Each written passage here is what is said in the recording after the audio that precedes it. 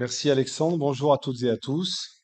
Nous sommes réunis ici aujourd'hui à la Station F, ce formidable campus de start-up, pour réfléchir ensemble à la thématique façade et urgence climatique pour la ville de demain. 38 intervenants d'horizons différents vous présenteront à vous, les acteurs de la filière, leurs solutions, leurs interrogations au travers de leur expertise. Engageons ensemble un plan d'action pour contribuer à la construction d'un habitat confortable, accessible, respectueux de l'environnement par et pour l'humain. Développons la rénovation et menons à bien la décarbonation de notre secteur à court, moyen et long terme. La crise sanitaire inédite, les crises climatiques et géopolitiques qui secouent le monde aujourd'hui nous obligent à repenser nos modes de vie et de travail. La station F, qui nous accueille aujourd'hui, illustre parfaitement ce renouveau nécessaire à la construction de la ville de demain. Bienvenue dans une conférence au format hybride, ça a déjà été dit, qui conjugue le présentiel, environ 400 personnes à la journée, 600 personnes en distanciel, et vous aurez la possibilité de voir les replays à volonté, selon vos goûts et quand vous voulez, autant de fois que vous le souhaitez. La thématique de ce jour, façade d'urgence climatique, les défis de la ville pour demain, implique très clairement notre responsabilité commune et fait appel à notre détermination collective. Mais avant d'aborder les actions que nous pouvons mener tous ensemble, je voudrais rappeler les constats du GIEC, qui sont alarmants. Les travaux du GIEC nous montrent à quel point notre planète est vulnérable. Il nous faut anticiper pour éviter des crises majeures et des vies brisées. Nous ne pourrons pas indéfiniment décréter l'état de catastrophe naturelle. Si nous tardons, nous allons nous retrouver dans une situation de plus en plus complexe. Enjeux micro, les enjeux de confort. Nous les connaissons déjà. Sur le plan personnel, nous avons du mal à vivre dans un environnement où des épisodes de sécheresse, de tempêtes, d'inondations, de canicules se succèdent. Au niveau macro, l'écosystème dans lequel nous vivons subit une pression de plus en plus forte. Localement, les enjeux financiers des événements climatiques sont lourds pour les particuliers et les professionnels, notamment agriculteurs et éleveurs. Mais il y a bien pire, puisque nous percevons déjà les conséquences dramatiques de cette crise climatique. Sur tous les continents, et en particulier en Afrique subsaharienne, les hommes souffrent, se déplacent pour trouver de quoi se nourrir, et certains d'entre eux meurent. D'ici à 2050, 243 millions de réfugiés climatiques vont tenter de gagner des zones encore habitables de leur pays ou de leur continent pour survivre.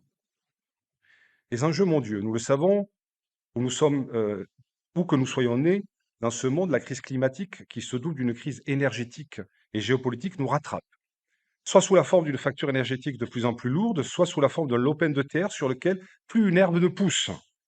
Nous le savons, ce qui nous impacte ici a des répercussions ailleurs et vice-versa. Les décisions des grands acteurs politiques et économiques, mais aussi les agissements des individus, jouent un rôle clé à l'échelle locale, régionale et mondiale. Enjeu transgénérationnel. Tous ensemble, nous devons revoir nos modalités de production, de transport, de construction et de déconstruction, parce que nous sommes responsables de l'état de notre planète et nous sommes responsables à l'égard des générations futures. Si je vous tiens ce discours de vérité, c'est parce que le challenge que nous relevons passe par une action conjointe, future, durable et conséquente.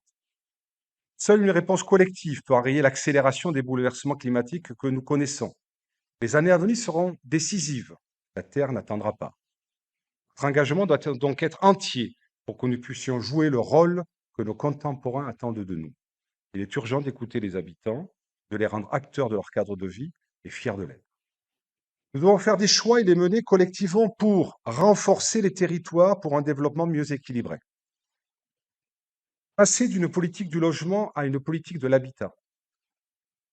Réparer la ville en donnant la priorité à la réhabilitation. Changer nos pratiques face au changement climatique.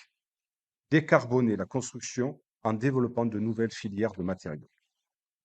Le rôle de l'architecture dans la ville de demain. En réponse aux avertissements du GIEC, l'Ordre national des architectes a publié un plaidoyer qui met en avant le rôle de l'architecture et l'importance qui met en avant le rôle de l'architecte pour cette ville.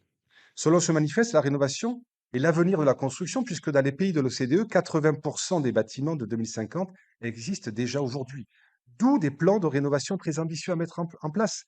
Alors que dans les pays du Sud, et notamment en Afrique, 80% des bâtiments en 2050 ne sont pas encore construits, d'où la nécessité de construire au plus haut niveau de qualité environnementale.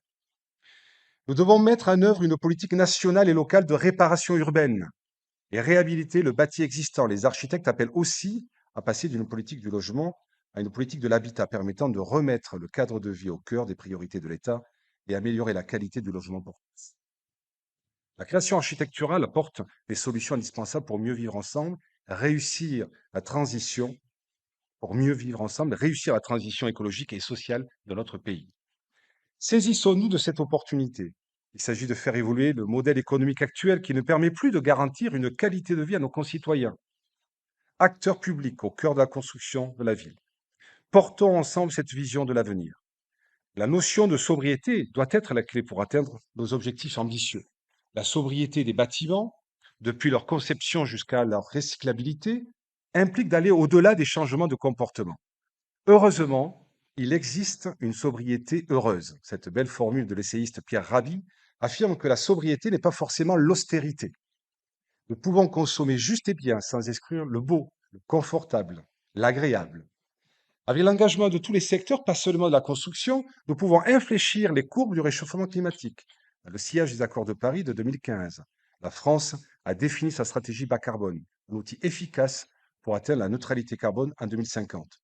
Au cœur de la stratégie nationale bas carbone, la RE 2020 occupe une place importante et elle va nous donner l'opportunité de faire en sorte que le bâtiment ne soit pas responsable de 25% des émissions de CO2 et de 45% de la consommation énergétique finale.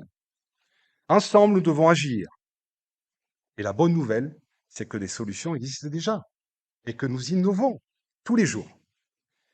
Les expériences réussies et les bonnes pratiques se trouvent partout sur le territoire, menées par vous, acteurs de la filière. Il est urgent de les déployer et de les amplifier. Le souhait que nous exprimons ici est de mener cette transition vers la sobriété ensemble de manière coordonnée pour que toute la chaîne de valeur du bâti soit décarbonée. Pour y parvenir, nous devons avant tout optimiser ce qui existe déjà. Par exemple, la maison est devenue un lieu de vie et de travail. Elle doit donc répondre à de nouveaux critères et combine confort, baisse de factures énergétiques et pérennisation de notre patrimoine pour les futures générations. Nous avons des solutions pour l'enveloppe du bâtiment de demain. De la difficulté naissent des opportunités. En partant du besoin de confort des habitants, à la fois thermique et acoustique, et de l'espace nécessaire à leur bien-être, nous innovons depuis des années pour offrir du confort et limiter drastiquement le nombre de passoires thermiques sur nos territoires. La sobriété relève autant de choix individuels que de délibérations collectives liées à l'aménagement de nos villes. Alors, au lieu de construire, rénovons massivement et réutilisons les matériaux. Entrons dans l'économie circulaire et vertueuse qui nous encourage à recycler les matériaux et à récupérer les espaces. En utilisant les mètres carrés de bureaux délaissés au profit du télétravail, aménageons des logements. Mobilisons-nous pour réorganiser notre filière. Il nous reste beaucoup à faire, non seulement pour adapter nos produits et nos méthodes, mais aussi pour communiquer auprès du client final pour qu'il combine la notion de confort avec celle de sobriété et donc d'économie. Notre chaîne de valeur qui se réunit aujourd'hui pour assister à Chuco World aux façades prend la forme d'un cercle vertueux, la forme idéale pour permettre aux idées de circuler sans obstacle, à vos entreprises de pérenniser leur activité et à la terre de tourner. Avec beaucoup d'humilité, beaucoup d'espoir et une vraie ambition que nous entamons cette 93e conférence. Faire du bien et créer du beau à une échelle internationale est réalisable en mobilisant nos expertises, nos métiers, notre chaîne de valeur avec des actions innovantes au service de l'environnement. Seuls nous sommes forts, ensemble pour protéger la planète, nous sommes imbattables. Pour terminer, laissez-moi remercier chaleureusement l'ensemble des personnes qui ont permis de rendre possible cette manifestation, l'équipe ZAC World aux façades, les intervenants, les partenaires, tous nos collègues et vous-même, toutes et tous ici réunis. Bonne journée.